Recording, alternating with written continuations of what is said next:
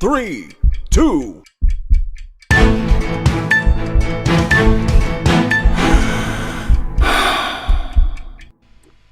Good evening and happy Sunday evening to everybody. This is Jeff Colson. I got to remember my own name. Jeff Colson from the Junior Hockey Advisor. It is Sunday night. It's time to talk hockey. It's talk about juniors. We've got a ton to talk about tonight. It's going to be a really fast-paced show with a lot of news, and then we're going to get into a little bit of discussion about Division III hockey, and of course, we're going to answer your questions. Let's get rolling so we can get this all in. Now listen. I want all of our friends and family to share this on Instagram and TikTok.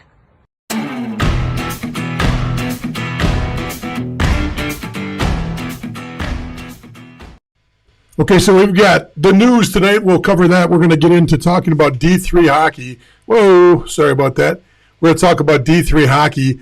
We're going to specifically talk about the area that is very confusing to a lot of people. It's very simple to get a lot of information on D3 hockey when it comes to, it's really easy to get some information on D1 hockey. You can get lists of commitments. You can get, how many players are out there, who's doing what. It's much, much easier. We're going to talk about D3 and why it's harder. And we're going to talk about some of the hurdles to overcome and why things are different.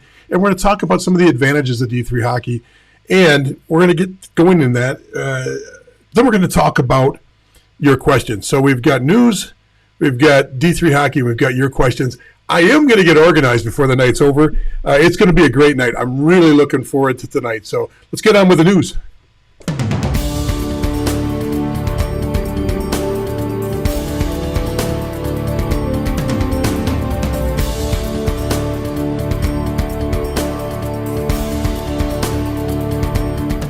Ton of news tonight. Ton of news. We got things going on all over the place, and I want to jump in right off the bat. And let's talk first about UMass.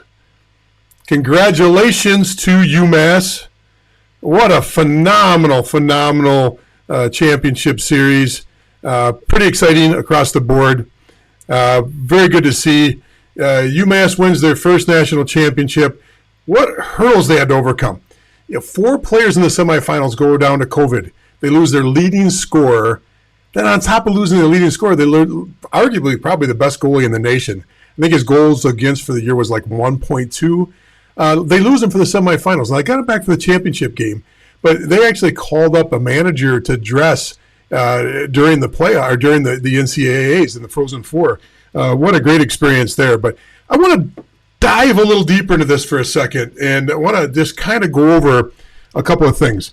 I want to go over the roster in general. People ask all the time, what's the difference? What's the difference? So let's look at this list I've got here of what makes up an NCAA championship roster. Well, first of all, the balance of the classes was amazing. 6 freshmen, 7 sophomores, 8 juniors and 7 seniors. The balance is great. That means that the program is going to be able to continue next year. They bring in 6 or 7 more freshmen, and then we're going to be talking about the player portal a little bit later on too, trying to make sure you got some understanding of that. But balance, they've got a lot of balanced players here. The next part of this was the amount of players from the USHL. 5, 10, 15, 19 players from the USHL. Okay.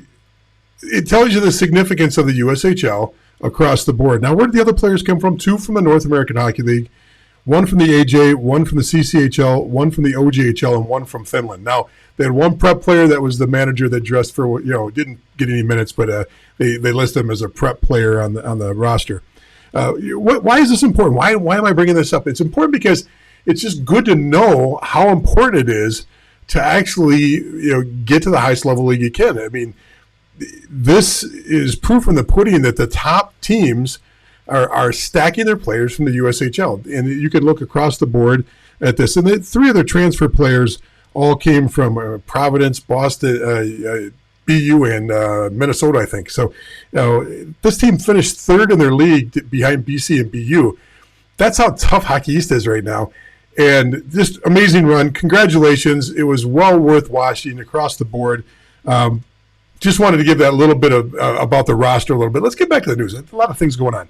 So what else is going on in the news? Big thing is BCHL.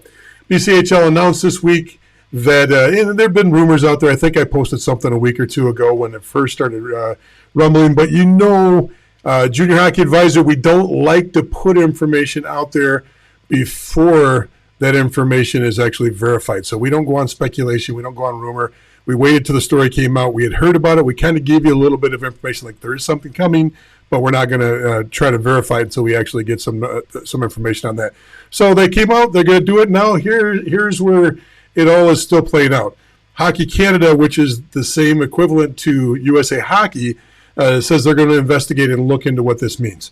So there are all kinds of speculation what's going to happen. I've heard rumor, and once again, there's no verification on any of this, but that they're going to become a part of either the North American Hockey League North or the USHL North, and that they're going to combine forces in that realm. No more than rumors. No more than rumors. We haven't heard anything to verify anything on that at all. But I also do know that there's talk about they did this to get away from having to pay for players that they pull in from other leagues.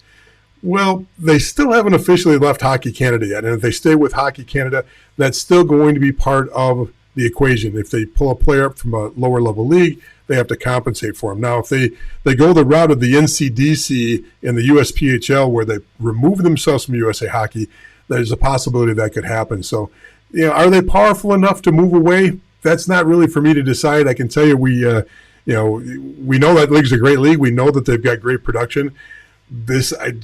My speculation on this is that the timing couldn't be worse, not timing couldn't be better. I'd hate to do something in the middle of the pandemic. You don't know who is financially strong and weak. Everybody's trying to shuffle the coconuts as far as businesses go. You might think that one of your stronger players, as far as your owners in the BCHL, is sitting on cash. They might not have the cash that you think they have right now because of the fact that they've been propping up so many different things with cash to keep their businesses afloat. I just don't know if this is good timing across the board. That's just my pure speculation on this. But, hey, it's news. Let's get on. Okay, hey, EHL, crowned their champions. Boston Junior Rangers win it, and they win it in fashion. I believe they scored last 5-2. No. That was the premier level. They beat the New Hampshire Avalanche. They beat them in overtime. I remember the game now. They also know that they're MVP. They've got a couple Connors in the news this week. Connor Bazell was the MVP, only the third leading scorer in the playoffs. But the balance of Boston through this is top 10, top 12, probably had 6 players that were in the top scorers during the playoffs.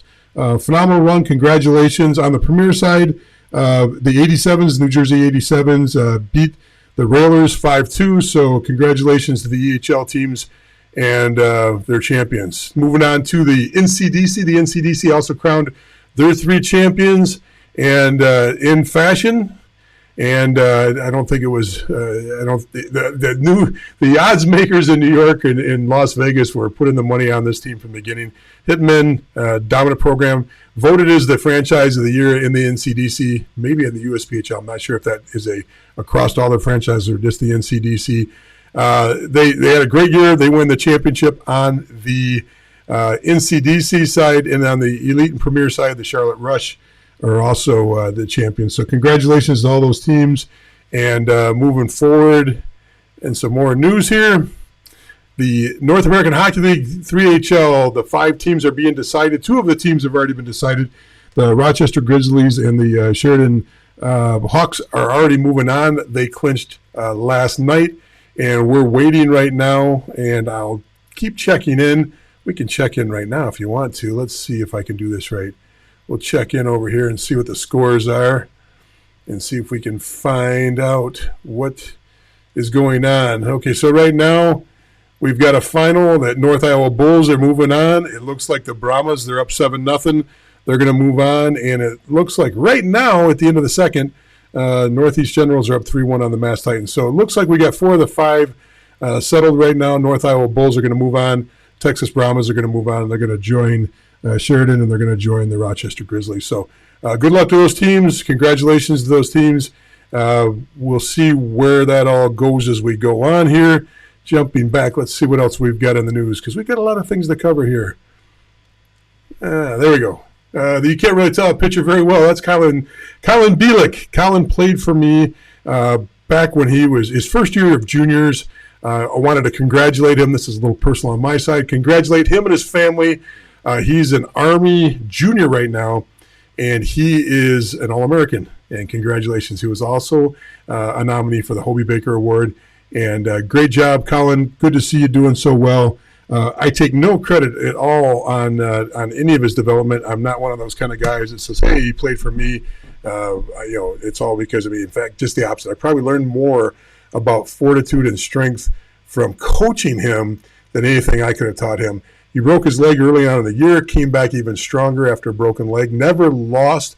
This is a kid that came out of high school and became a captain of a junior team his first year out of high school. Doesn't happen very often. And he went from us, he played in the North American Hockey League for a year, and then went straight to Army and has got a phenomenal career going in hockey there too. So congratulations to him. Good to see. We do have some sad news today. This weekend, Red Gendron, he's the head coach at Maine, passed away, 61 years old. He was playing golf, I believe, on Saturday morning when I heard about it. I've known Red since 1994. Character, great guy, committed to hockey, overcommitted to hockey. Just a wonderful, wonderful soul, spirit. Contributed to the game.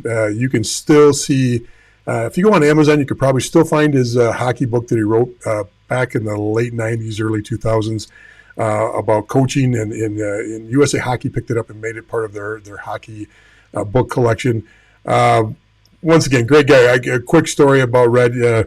First time I met him and the first time I interacted with him, I met him in Princeton. We were doing in New Jersey, we were doing a coaching clinic for the advanced level. He was speaking right before me. Room's probably 800, 900 people, a pretty stuffed auditorium.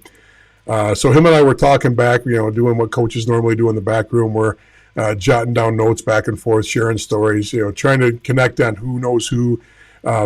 He was a little bit further along in coaching. I was a first-year college coach that year. But we were trying to connect who we knew. It's typical hockey coach talk.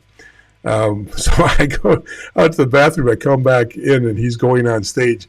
He went on stage. Now it's a wooden stage, auditorium stage. You got 3 or 4 steps to get up to the auditorium level. Big, kind of like a stage where you'd see in a high school. Where it's raised up from the audience. And he's in his skates, in his coaching gear, whistle, gloves, stick, walking on this wood floor with his skates. No skate guards on, just ka-thunk, ka-thunk, ka-thunk. They did the whole presentation on coaching with the skates on. There wasn't a rink within 10 miles of this facility when we were doing this. Maybe 5 miles, but you get the point. Great man. We're going to miss him. Prayers to his family, to his players, to his team, and everybody else that knew him. He's going to be sorely missed. So that's it for the news.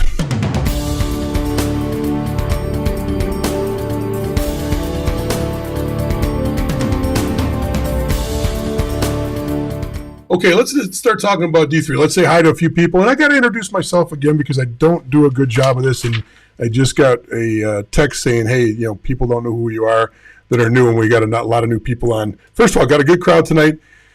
Jeff Colson, junior hockey advisor. I've been doing this for 35 years. I've been an NCAA coach. I've been an on-ice instructor, private lessons. At one point, we had one of the largest companies in North America for doing private lessons. We were doing 50, 60, 70 lessons a day. Owned Athletic Republic, sat on the national board for Athletic Republic for years. Junior owner, junior general manager, coach, president of a youth organization for over a decade, large youth organization, 700,000 families, depending on what year you're talking about. So I've had experience in a lot of this. And the reason we do this is to kind of take some of that experience, take a lot of the experiences from other people I know, combine it together and give you an idea about direction and path and how to elevate through and move through this process. It gets very confusing at times. It can be very, very cluttered. There's a lot of things going on. there's a lot of just a lot of information at times. So we try to clear the path a little bit, try to have a little fun with it, try to stay positive on this, and try to just continue to do what we do, which is talking hockey and sharing it with you. But, the audience is extremely important. You're where I get my questions and where I get my motivation to do this. So I'd say hi to a few people and see who's out there. We got a lot of people on tonight. Okay, Melissa, I saw your question. We'll get to that a little bit later when we do questions. Virginia's on. Amherst, Mass is on. Dave's on from Philly.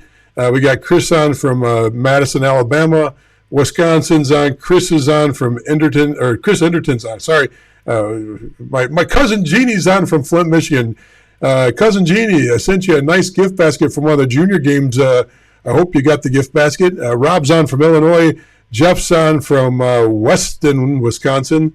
We've got Odessa, Texas. I wonder who that is on Odessa. I bet you it might be the world's greatest billet family on in Odessa, Texas.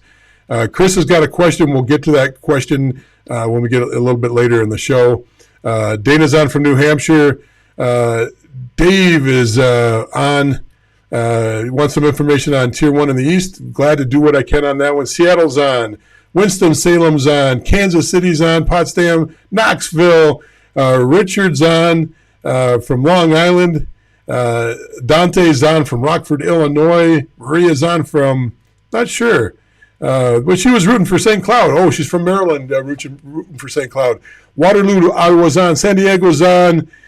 We've got NASA on, and that's we've got a great crowd on as far as that's the ones I'm seeing right now. I've got 3 or 4 different. We got 4 platforms going on now, social media platforms. This is broadcasting out to. So sometimes things are lagging a little bit, and sometimes they're not just as quick as I want to. So I don't see your messages sometimes until a little bit on a delay. So keep that in mind as we go through. So let's talk a little bit about D3, then we'll get to your questions. The question came to me the other day, and the conversation came around to why is it that it's harder to get information on D3 programs? Why is it that it's a little bit cumbersome and there's not as much of a clear path to discuss? We can discuss exactly how many kids are going to D1 programs. We can talk about how many kids are overcommitted. We know all the details because the information is a little bit more public on D1s. First of all, kids are pretty proud to put that out there. Now, here's the biggest reason. It's pretty common sense. It's not hard to figure out. The reason why D3 is different is because D3, in many ways, is very, very similar in its build. It runs a parallel path to Tier 3 junior hockey. And I'm not saying that on a talent level. Hear me out on this. Tier 3 junior hockey has extremely good high-end teams, and then it has some teams that aren't so good, and they're a little bit lower. And that's just evident by how the EHL is. The EHL has 2 different divisions. How is the NCDC set up, the USPHL? It's got 3 divisions. So if you look across the board, there's a stratification of hockey at the Tier 3 level that goes from very good to not so good, okay? The same thing happens at Division 3 college hockey. You have extremely strong programs, and the extremely strong are usually always the extremely strong. At least they go in spurts. And what I mean by that right now, who are your extremely strong programs? Well, Wisconsin, Stevens Point has got to be up there. Adrian in Michigan's got to be up there. Geneseo, which is right down the street. Coach Chris Schultz is down there, a friend of mine, coaching that team. You've got Oswego's probably top 15. You've got Norwich, it's always up there. So you got these programs that are always in the mix for the running. Now look at those rosters and you'll see some commonality with a lot of D1 programs, first of all, because you'll see some USHL players, not a lot. You'll see some North American Hockey League players, and then you'll get a blend of the other leagues across the board. But in all those programs I mentioned, you'll also see D1 transfers down. Some of the teams, I think Chris Schultz down at Geneseo has 4 or 5 Division I transfers on his team. He's got a powerhouse team, and he was still a top 10. He wasn't the best team, well, arguably last year, because you can't see until the playoffs. But he was up there. He was, that team was up there. They're maybe top 5, top 4, top 3, who knows? But they were carrying 4 or 5 Division I transfers. So that tells you a little bit about the top end. You're not going to see Division I transfers on your bottom 10, bottom 20, bottom 30 teams out of the, what are we at, 80 something, 90 Division III programs right now. And the reason I mention that is because it plays into how kids get into the top programs, because the top programs, you'll see kids that are committing, if they're committing from, let's say the the USPHL Premier League, that'll be announced right away. The EHL, they'll announce that almost immediately, because those kids are probably not sitting on the fence still they're working it out between a D1 school and a D3 school. What happens right now, and there's probably 30 to 50 players that have already got commitments to D3 programs, high-end D3 programs, that are in the, they're going to be NCDC players. They're going to be almost all North American Hockey League players, and you're going to hear about a couple BCHL, a couple USHL players. And these kids aren't announcing this because the deal is, and this is almost across the board, when a top-level D3 program commits a player that is coming from a high-level league and is a very competitive player, and they know that he has some interest in from D1 programs, but hasn't committed, what they'll do is they'll put an offer out on the table for him. Look, we want you to play here. We'd really like you to play here. And if you get a D1 program that comes knocking on the door, fine. We're not going to let anybody know that you've committed to us. We'd like you to verbally commit to us. We'll verbally commit to you. And if no D1 programs come, we're all happy, and we'll have a great year next year. And then they leave the door open for players so that they can actually still pursue the D1 avenue. So the reason why you don't see and there'll probably be, at least 100 kids coming out of the North American Hockey League, if not more, that will commit to these top these top D3 programs, is because the majority of them are still in the running or have the potential to still get something on the D1 level. Now, here's the problem, and here's where the rub comes with a lot of these players, because you get a D1 offer late in the game, most likely it's not attached to much money. So let's say you've got a private school that's a D1 school that's offering you a spot on the team. Now, ego and common sense, it becomes a battle. It becomes a very, very tough battle with a lot of players. Ego says, take the D1 offer, even if it's a private school at $50,000 a year. Well, the D3 school, because you have decent grades, has the ability to put a package together that a D1 school can't. A D1 school is a scholarship. It's an athletic scholarship program. The packages they can put together for you, the only thing they can offer you is the same thing they offer every other student at the school. So it becomes very, very difficult for you to get a grant package that is at the same level as a D3 program. Now, at the private schools. Now, the public schools are a little bit different story, and we can get into that at another time.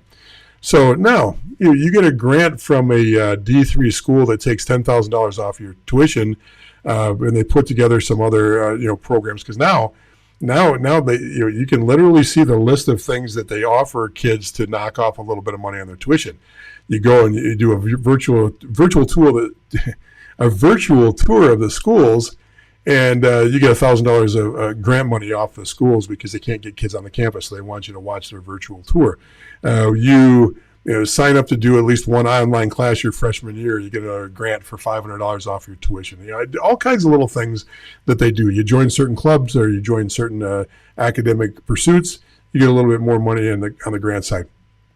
So once again, it's that ego versus common sense. Sometimes those players are struggling with that, and they can't make up their mind till the spring. Besides, the USHL, the BCHL, the North American Hockey League are going to be playing into May, June. We know that. So you're probably going to see late decisions. Now, even in a normal year, this is common. It's very common to see very little information. You might not see any announcements or very few announcements from the top 10, top 15 D3 programs. Because they might be waiting for all these D1 guys to settle out and see which ones come, down the stretch to them, because they put some offers on the table to these borderline players. Now, borderline is a pretty subjective term, and especially this year. borderline, the pool of Division I talent that's going to be playing Division III hockey this year will probably never be stronger than it is this year. It's the 2000 class and some early the 2001s that are going to college. And the reason I say that is, look at the NCAA portal.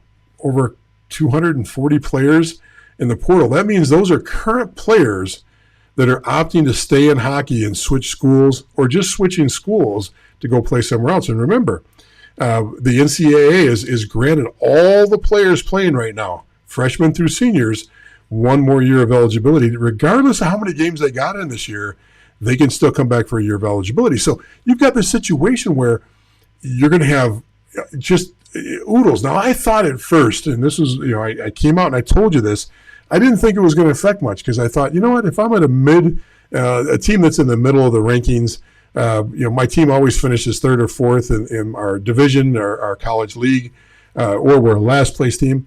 I'm probably not going to come back as a senior. Well, what we're seeing is the better players that are seniors at those not so good programs. And when I say not so good, it's relative. They're usually at the bottom of their division. They could be a good team, but just playing in a really, really tough division.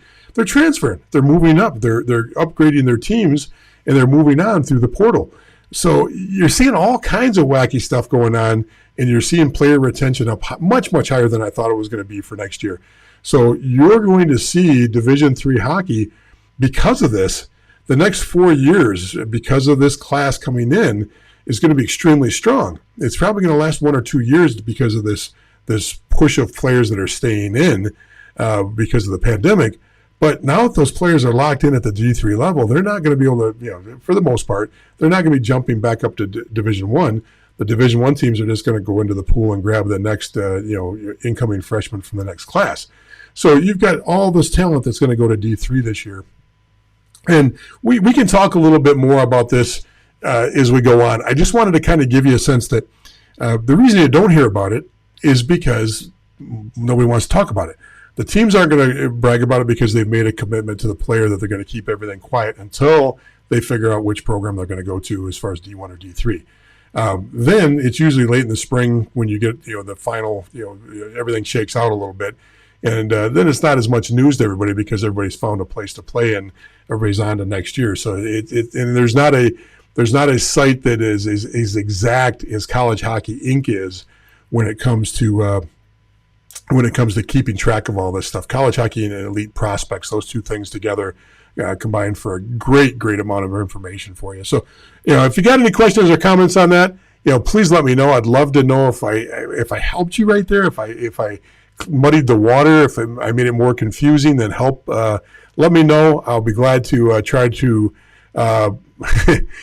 try to do whatever I can to help you on that one. So, all right, let's get into some of the questions, and we'll get rolling right away. The first one that came in online is this one. It says, "Hi, Jeff. Can you explain the multi-team North American Hockey League tryouts, how they will work for the pre-draft camps?" I asked this before. Sorry to repeat. No problem. I did answer this. We did go into this on detail, but Melissa, no problem at all. So multi-team pre-draft skates are exactly what they say they are. It's 2 or 3 teams get together. They usually do it at a remote site. For example, you might see Odessa and probably not from the same division. Maybe they get together with Aberdeen up in the Midwest division, or are they Central? Whatever what it is, they'll get together. The two of them, they get together, and they'll go to Chicago or they'll go to Detroit and they'll put on a showcase. And I'm not sure where your showcase is at. I'm making this up because this is pretty factual off history. Don't know what's going on this year. But 2 teams get together, and what they're doing is they're basically giving you a chance to get out there and skate. Now, the argument is that these are money makers. These are money grabs. No, not really. These teams do need to fill. Now, remember, North American Hockey League teams are either the same ownership group or are tightly affiliated with an NA3HL team too. Okay, so usually there is some affiliation there from the NA3HL too when you're at one of these pre-draft skates for the North American Hockey League. So yes, it's very difficult to skate at a North American Hockey League camp, get cut without getting solicited by the NA3A team too. Now, there's a severe drop-off between the North American Hockey League in the NA3HL. And it's very evident by the fact that you look at all the players that are drafted every year and all the players that are tendered from the NA3HL and see how they do when they go up. Very few of them, less than a handful, will have any kind of real success at the next level or even get a full season in because there's that much of a difference in talent level between the two leagues. Now, some say that the gap is closing. Now, there are a couple teams that have phenomenal success in the NA3HL of producing players up to the next level, but it usually that league is not a league that I would look to if I was really close. So if I just barely missed making an NA3. So let's get back to the actual showcase or the pre-draft skate you're going to. Expect a couple days of a skate. Expect a couple coaches to be there. Usually a general manager, head coach from each team will be there. At least one, if not two. Sometimes the whole staff is there. You will get looks. You will get skates. The talent level will be varied. And what I mean by that is every main camp and every pre-draft skate, every camp is very varied, very varied. There's the stratification, the amount of talent from the extreme good to the not so good. It's a wide gap, so you can see a lot of different things out there. Don't let that bother you. Don't let numbers bother you either. Because a team from Odessa could come up, a team from Shreveport could come up, a team from the Lone Star Brahmas, whoever. They can all be coming up to Chicago or Detroit to do one of these pre-draft skates. Some of them are very organized. Some of them are not. So if you get invited to one of these, absolutely go. If it's local and it's economic, go. I would not get in a plane and spend $1,000 to fly somewhere for a pre-draft skate and put a few $1,000s into it. I think there's better bangs for your buck than to do that. But usually these skates are more regionalized or localized. Take advantage of them. They are effective. They do pull players into main camp. Remember, anything right now is to get you into main camp. And once you get to main camp, that is when you prove yourself and get yourself onto the 30 roster. What the 30 roster is, in different program, the number's different. It could be 28 roster, it could be 30 roster. Sometimes, I saw Johnstown a couple years ago had the 35 roster, meaning they kept 35 going into the fall. It's a high number, but they had their reasons. So you get on that 30 roster going into the fall, then it's your job to stay on the roster until it trims down to 25. That could be a 2 or 3 week stay. That could be a month stay before they actually trim down. It's all contingent on it. So pre-draft skates get you to main camp. Main camp gets you to the 30. The 30 gets you, trimmed down to the real roster. So even though the process is starting now with these mini camps and the pre-draft skates and the clinics and the first look camps, whatever they're called, and for different teams, the means to an end is to get you in that pool and to get you looked at so that when the fall comes around, even though we're in April, the final roster isn't going to be set till September. So just keep that in mind. This is a little bit of a process. Tenders have some significance, and a tender is a contract between you and the coach, or you and the team, you and the general manager, you and the owner, whoever you sit down and sign with. That's saying if I play in the league, I'm going to play for you. And the other side of it says if you play in this league, you're going to play for us. That you're both agreeing that you're not going to go anywhere else. You're going to play for each other if you make that team. But you got to make it past main camp with a tender. And the majority, probably 70%, 60-70% of tenders do make it through the main camp, make it out of 30, and make it into the fall. Not all tenders do them, but it just means they took extra time. They're not going to use a draft pick on you. They're going to actually use a tender. The North American Hockey League draft is different than the USHL draft.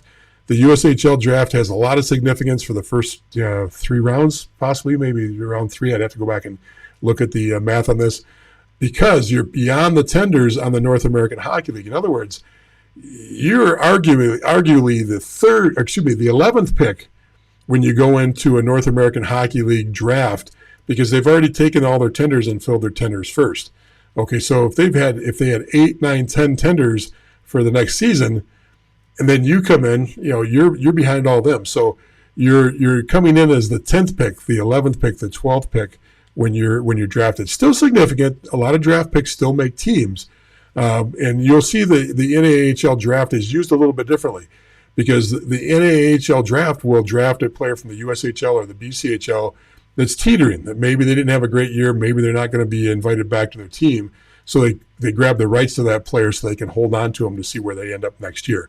So you'll see some European drafts. You'll see a kid playing in the USHL. You'll see a BCHL kid, and it's not uncommon for that to happen. So anyway, I hope that, Melissa, I hope that helped a little bit on the question, and I'll be glad to clarify it at all if you want to put some comments in there, and we'll see where we're going there. Okay, let's get on to Chris, and let's see what Chris is asking here. Chris is asking, could you please offer some views on Tier 1 teams in the NAPHL versus Tier 1 Elite?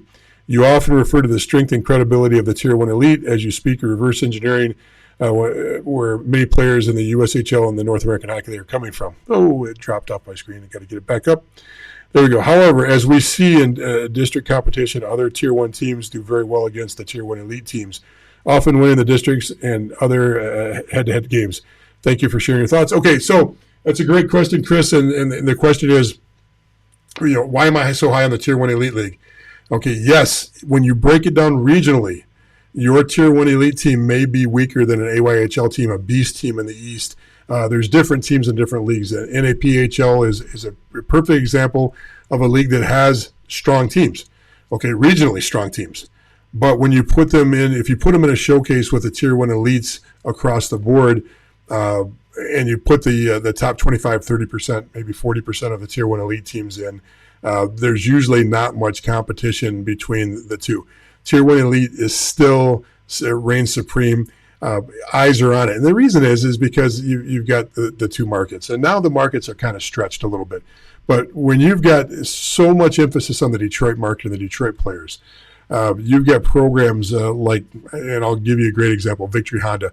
Victory Honda's had the same, former D1, D3 coach at their U8. He runs the whole program, but he's been at the helm of that U18 team forever, knows everybody in college hockey. He might not have the best Tier 1 elite team that year. He might be, a top 20, top 25 in the nation. Maybe there's an APHL team that can beat him. Maybe there's a Beast League team that can beat him. Maybe there's an AYHL team that can beat him. However, because he's connected, he knows everybody. They trust him.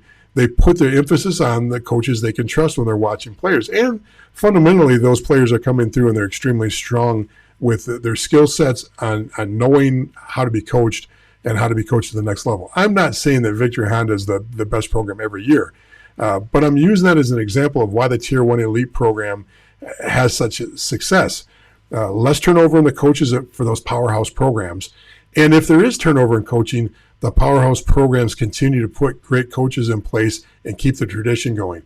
Little Caesars is Little Caesars because they've got great management. Honey Baked is Honey Baked because they've got the tradition and the management behind them. Victory Honda is what Victory Honda is because it's the same people driving behind the scenes, keeping everything going. A lot of these other programs don't have that same system in place, and it makes it very difficult for them to place players. So yes, relative strength in a regional competition. If I'm looking at North Carolina, if I'm looking at New Jersey, if I'm looking at Ohio, yes, there are teams that outside of the Tier 1 elite that are strong. There's no doubt about it. But they're coming in a situation where they're not going to get the same looks because their competition level is not the same. You can be on a very strong team coming out of the North American prospects, but because you're playing in North American prospects, you're not playing against the top 5 teams, top 6 teams in the nation in every showcase, and you're playing in 3-4 great showcases every year. Now, once again, everything I say this year, the pandemic year, goes out the window. This is off of historical information from the last 10, 15, 20 years. This year, throw it all out, and I can't tell you if we're ever going to go back to my knowledge base. I mean, this pandemic may have made me a relic on everything I know about hockey because it turns everything upside down. So I say that because I just don't know, how this year is going to flush out, where players are going to come from. The fact that coaches can't go out and they can't meet, they can't have a cup of coffee with a coach, U18 coach over here. They have not been able to sit down in the rink with their favorite U16 coach in Chicago. I just don't know how that's all going to play out. But historically, what I say has always been the case, and hopefully that helps a little bit. Let me know in the comments if, Chris, if I answered your question or if I tap danced around a little bit too much. Okay, information. This is kind of information on Tier 1 in the East. Dave, I'm not really sure what you mean there. Tier 1 in the East, you've got your pockets, for years. The New Jersey Avalanche has been, one of the great programs. Now, you've got the Selects program that's tied in with their prep program. You've got in Rochester now, you've got the Bishop Kearney Select program. You've got some great Tier 1, because remember, these programs, even though they're attached to prep schools, they're still Tier 1 programs, except for New Jersey.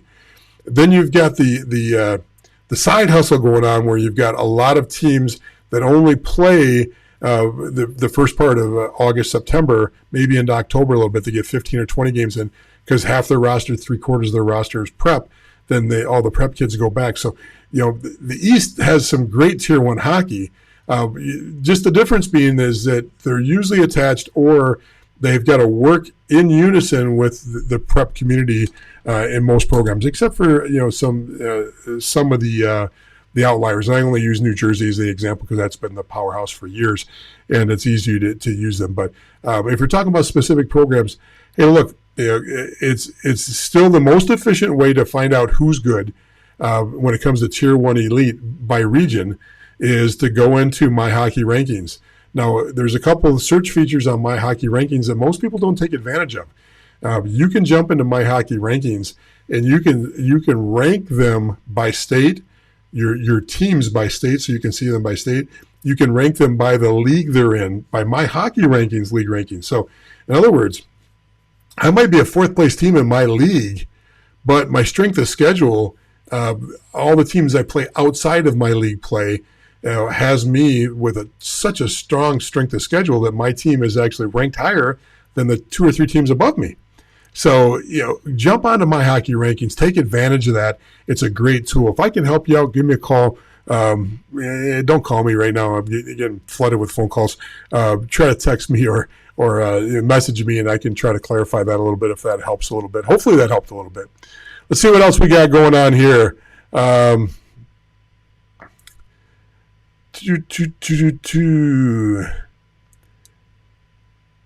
saw a couple. Hang on a second, folks. Okay, here's one. This is the tough one. How's the construction going on the house?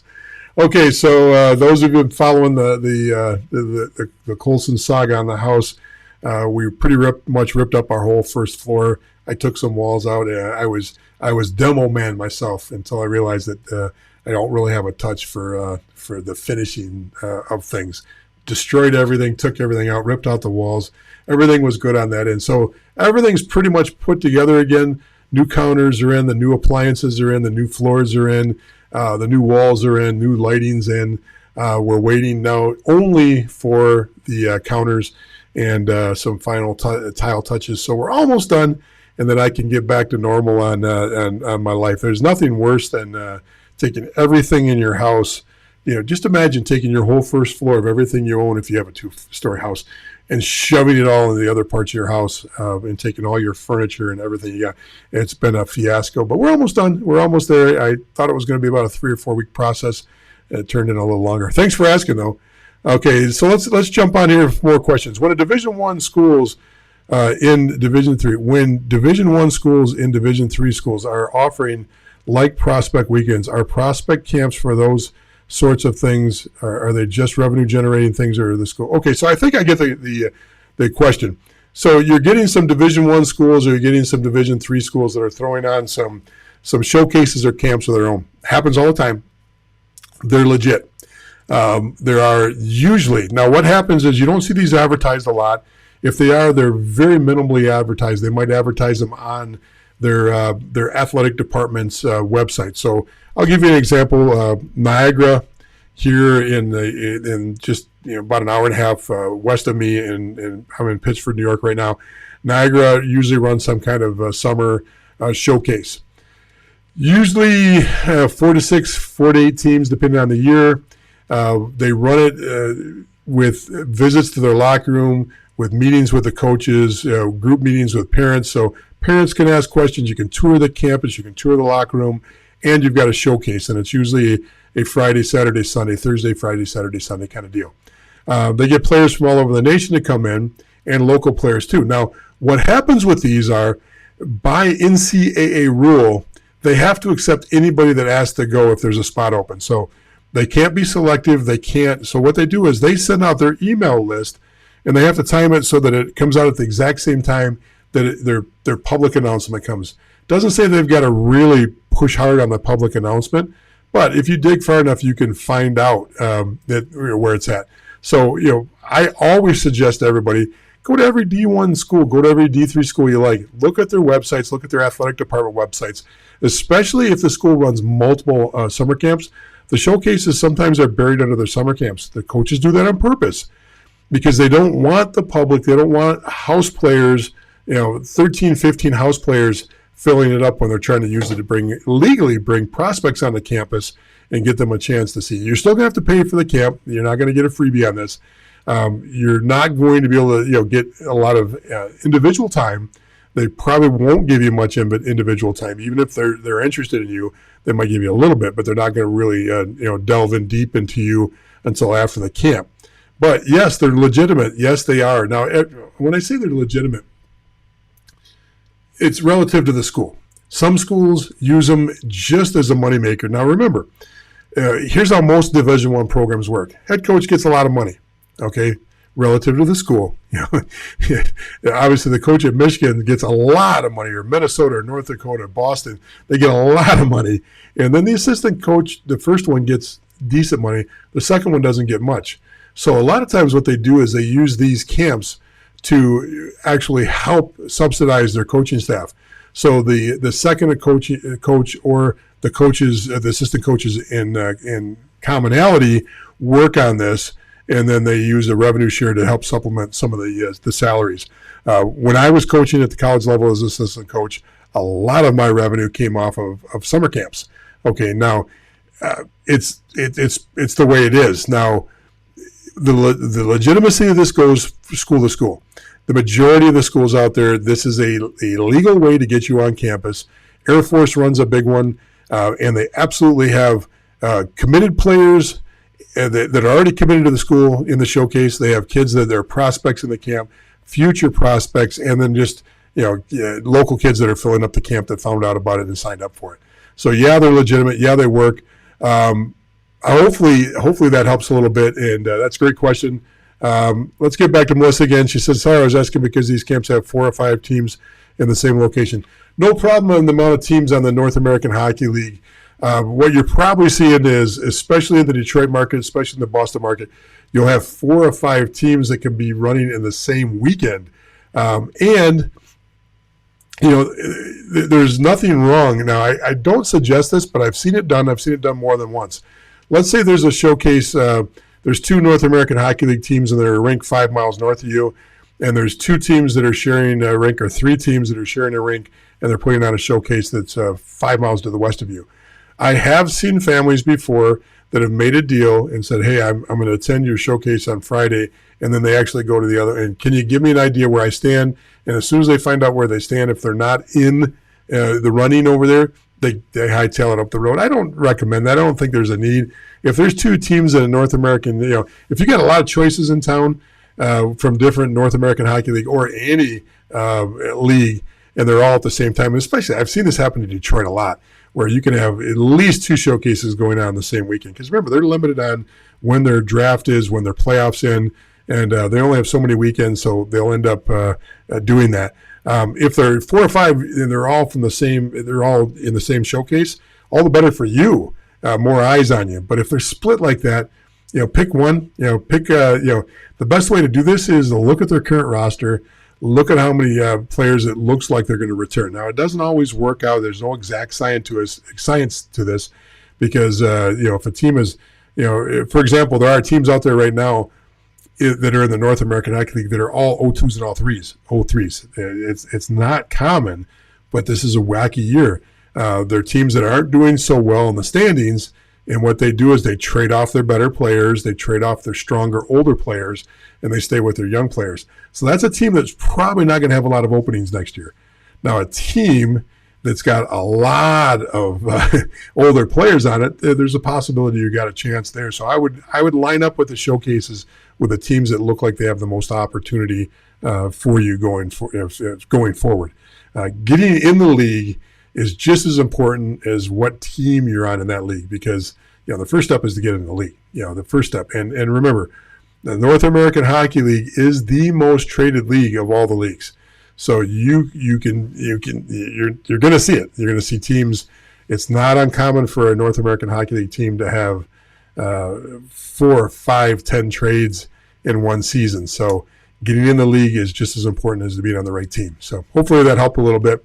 A little bit more on that one. Was curious if you're only trying out for the team that invites you, can you expect to be seen by all competing against? Hey, if you're invited and there's other teams there, if your team doesn't reach out to you and one of the other teams do, doesn't matter who invited you. It absolutely does not matter who invited you. If there's three teams at a showcase or a pre-draft skate you're at, and you got invited by Team A, that means you're on their mailing list. That's it. That's it. Now, unless they come and say, hey, look, we want to sit down with you before the day's over, before the weekend's over, and we think we've got a match here, that's different.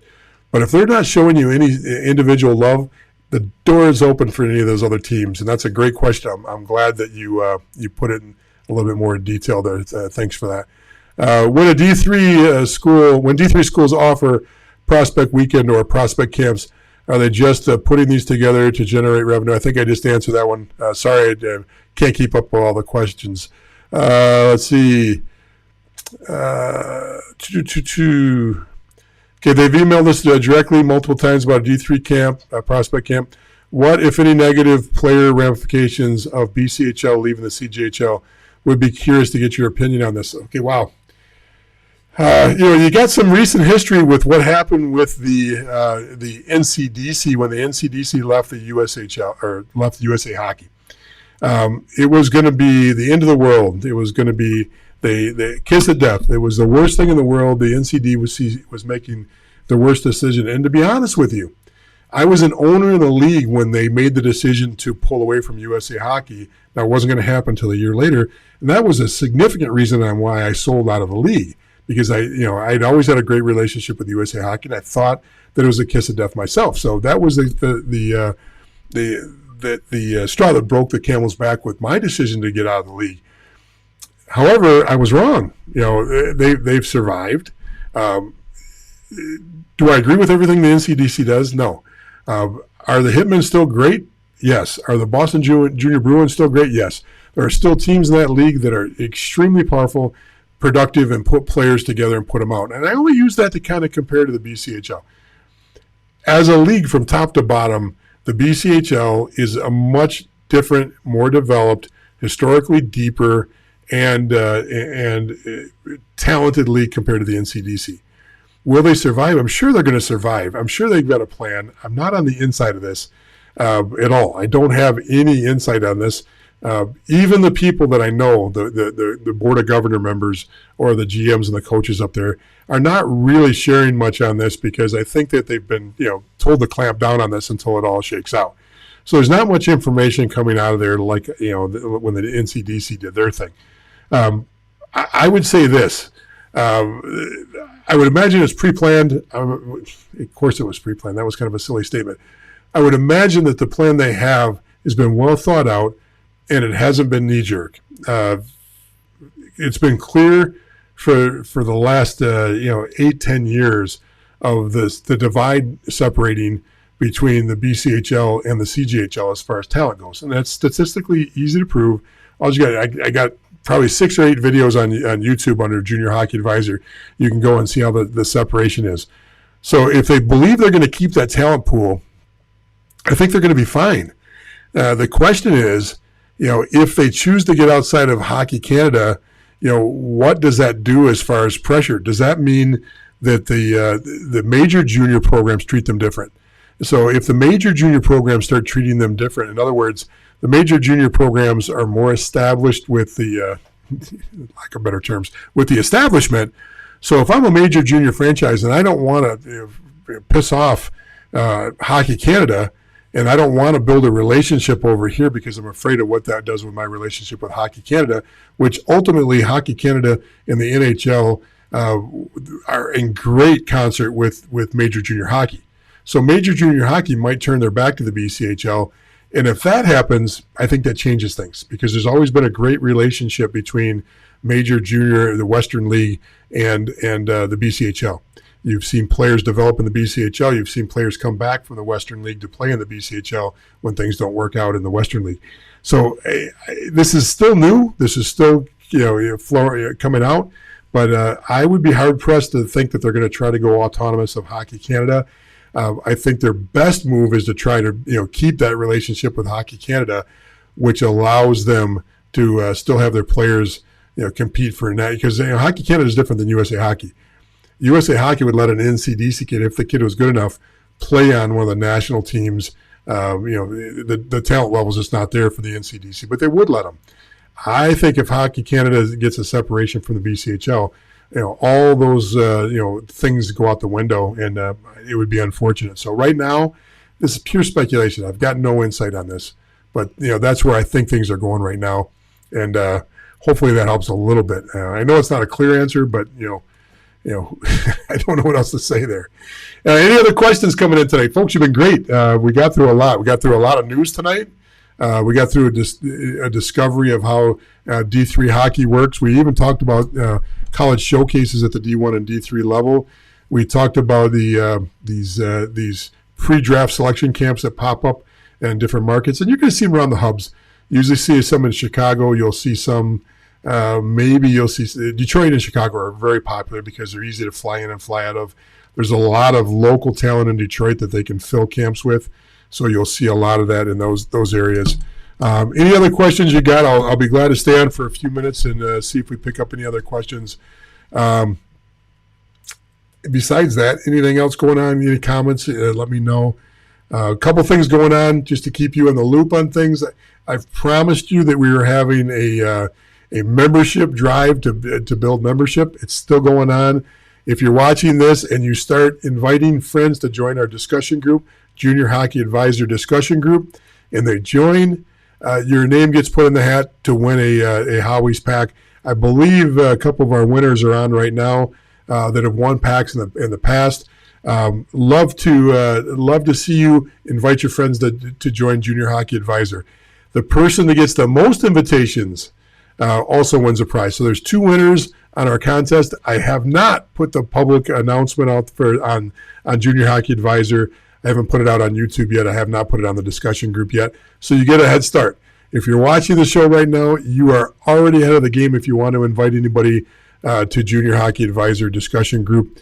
Invite your friends, invite your enemies. They're not my enemies, so I'll be glad to have them part of the family. We're growing like crazy. It's great. Collectively, the voice is good. I find myself interacting less. I'm observing, but interacting less because we got so many great hockey minds that a lot of times, if you throw out the distraction on the left, throw out your distraction on the right, and kind of look at the messaging in the middle, most of the answers have got very, very good answers to whatever the questions people have. And this is from families that have 8-year-olds, 14-year-olds, 19-year-olds. The answers there are across the board. People are helping each other in the group. That's what it's there for. Please take advantage of it. Also, YouTube, phenomenal resource there. All of our videos are on YouTube. I'm cleaning them up because these broadcasts that I'm doing right now, we're starting to go back in and segment them so you can pull them up by title a little bit easier. We did not do that at the beginning, so these will get better for you as we go along. Please subscribe there. Like and follow the page. Like and follow us on YouTube. It's going to help us as we continue to grow and we look for advertisement funding so that we can stay autonomous and keep our voice independent from having to be reliant on anybody pushing us to answer questions one way or another. We don't want that. If a hockey company that sells equipment sponsors us, we don't feel compelled to answer a question one way or another. If a league sponsors us, we feel compelled to answer things one way or another, and we don't want that. So we want to stay autonomous. We want to stay down the middle, giving you objective information across. So let's see what else we got going on here. We got a couple other things that came in real quick. Thoughts on Chowder pre-draft as a showcase. So this has been a good discussion on the board. We've had a lot of people ask questions about the Chowder. There's been a lot of discussion on the Chowder Cup. Chowder Cup's still one of the prestigious pre-draft camps. The pre-draft and the Chowder, they're both. They do their job. They're there because they're spring all-star skates. Okay, when I say all-star skates, you're going to see teams there that are literally from top to bottom are already committed kids, where they're 14, 15 kids that are committed on the teams. One of the general managers of the North American Hockey League is on right now with us. I won't say his name, but when he's got his group there, lights out. They're going to be one of the best teams there, top 4, top 5 teams. There's going to be 4 or 5 teams that are just all-star teams. That's good for you if you're not on that all-star team. You want to get on the best team you can, but if you're not on that team, you're still going to be competing against them. And if you go out there and compete against them and do a good job, you're getting noticed. And that's the only thing you can ask for. If you're going to compete at these showcases, the Chowder, the pre-draft, do your work ahead of time. You've got to get your messaging out. You've got to get your messaging out to the coaches. You got to get your messaging out to the schools, junior programs, U18. Doesn't matter where you're trying to get to next year, college. You've got to do it. Hey, look, 14, 15 years old on, juniors and colleges is synonymous when it comes to getting your message out there. You got to be getting the message out there. Why? And I've said this 1,000 times. I'm going to say it again. When a college coach walks into the rink, the college coach has a list. He opens up a list. On this side of the page are the people that he already intends on watching. They're on this side of the list, okay? On this side of the list over here are all of the all the kids that reached out to him that are going to be at the showcase. So he knows what rink you're on, what time, what game. Now, you might not get, a whole game if you just called up and say, hey, coach, I'm going to be at this showcase and be playing. But 9 out of 10 college coaches will take your information, at least go over and look at the rink, watch a shift or two and see if there's any interest. Now, if you're out there and you're skating on your ankles, it's one shift and he's back over with a cup of coffee watching, what he thinks is a more competitive game. But if you're out there busting your butt hustling, you've got to look. Now, there's anytime on the ice, this, there's 12 kids, okay? And if you get a chance to pull a coach's eye on you, a Division I coach or a Division III coach or a junior coach to watch you, that's great. How do you do it? You do your homework ahead of time. You put the work in ahead of time, and that's how you're going to get those eyes on you. Now, talent always wins. Talent always wins. If there's somebody stronger, faster, and better on the ice, they're going to get their eyes. The eyes will, go to speed. It doesn't matter what it is, what sport it is. Their eyes are going to be attracted to the talent. You've got to do everything you can to be looked at and to be seen, even though there may be more talented players on the ice. Work hard. Finish your strides.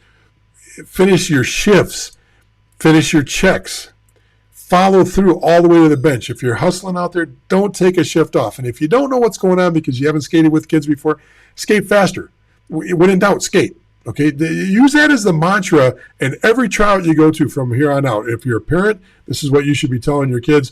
If you're a player, this is what you should be doing. If there's any doubt at any time you're on the ice during a tryout, move your feet. If there's ever a doubt, don't be coasting looking around. If there's ever a doubt, just go fast. On the back check, on the forecheck, just keep your feet moving and keep plowing. Because if there is a set of eyes on you and your feet are moving, people will assume you're doing something that you know what you're doing. If you're just standing out there coasting, they're going to assume you don't know what you're doing. So when in doubt, skate. When in doubt, skate. That's my big advice for the night. No charge at all. Okay, Reg, how do you pick the correct camp?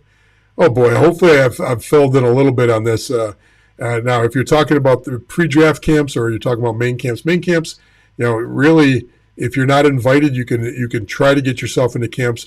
Every main camp will take people besides their invited players. So, for example, let's say you're in Pennsylvania and you see Johnstown's main camps coming up or their pre-draft skates coming up. Okay, either one, doesn't matter which one.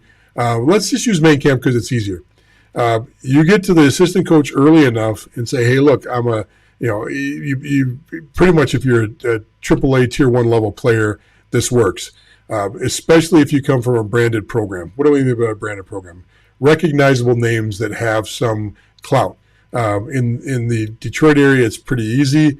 The branded names. In Chicago and the Boston area, the branded names. And there's certain markets that the branded names are out there. Branded names, Little Caesars, Chicago Mission. If you're on one of those programs and you ask to go, And that list is 20 to 30 teams deep.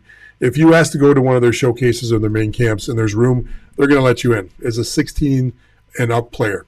So the first thing is always ask. Always ask. If you're not on that, you're going to have to put together a compelling little videotape that you got to send in. You're going to have to prove that you've got the worth to be there. Now, they'll take some kids that are off the beaten path at main camps, but not very much. In the pre-draft skates, not so much. So hopefully that helped, Reg. That's a hard one because I don't know the direction you're going with. What do you mean by which camp's the right one to pick? But hopefully it helps you a little bit there. With that being said, what do you think the BCHL's viable path?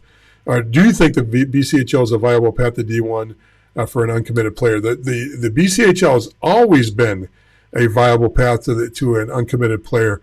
For a Canadian player, it's an excellent path right now. Not sure how this is going to play out for American players with this whole shakeout. But let's assume that the league has the same prestige and the same placement that it's had in the past. Ratio of players, and the video I'd like you to go watch is go grab my video off of YouTube. It's the rankings, junior hockey rankings are worthless. Here's what you need to know. Watch that video because it shows you how many D1 commits are on a BCHL team and what a BCHL team comprises. And I broke out all the different teams from the NAHL. I broke down every league, but especially the NAHL and especially the BCHL. And I want you to look at that video, and I want you to look at how many players are there in ratio to the other leagues. And put it in ratio to any other Canadian CJHL league. Put it in a ratio to the NCDC. Put it in a ratio. You'll see that the numbers are staggering. The North American Hockey League is pretty good. In fact, they're great now, this year especially. But the BCHL, on a ratio of players per team, has got a better percentage and from top to bottom of the league. So, yes, if everything plays out in the future as it is in the past, that's a great place to go if you're an uncommitted player. If you can play on a BCHL team, your odds of moving on and playing Division I college hockey are substantial. However, this is upside down world right now. I don't know because the pandemic, threw a spin. Now you got them pulling out. I don't know where they're going right now, and I don't think anybody can answer that question. But I do know this. There's still great coaches up there. There's still great historical programs up there. I'm imagining that not much is going to change. That's what I'm hoping. And if that's the case, then you're good to go. And I would say that. So, let's see if I can get one more in here. Thanks. I appreciate this. Great advice for players. Keep your feet moving. Yeah. I got some good stories. I'll be glad to go. We should do one night of me just telling stupid hockey stories, like the time I punched a goalie's mask and it broke my hand, but I broke my hand and all the prongs from the mask went into his face. There's a whole story behind that. My grandfather was there on the ice too. Yeah. My grandfather almost got arrested in that event. My grandfather used to be the general manager of our team at the time. So, but we'll get into that story some other time. You shouldn't really know that about me. You should think that everything I've done has always been on the up and up and on the bright side of hockey, and that all those shenanigans are for other people. Because I don't condone that. I really don't. So anything else going on out there? I think that's it for me. We went just over an hour tonight. I appreciate you guys coming on. Hey, jump on the group. Make sure that you go to the group and like and follow that. Go on to our YouTube page. There's a lot of great content there, especially those questions about, what league's the best. There's a lot of people now. It's amazing. I've been doing this for over a year now with a lot of content. There's a lot of content that's copycat content coming out right now. Look at it. See if you're going to find it's going to be the exact same thing I'm saying, and almost verbatim on a lot of things. And there's a lot of information that I say in certain ways that is completely copied. I'm kind of enjoying this. I'm a little bit flattered by it, but jump on to all those sites we've got. I appreciate all you people out there.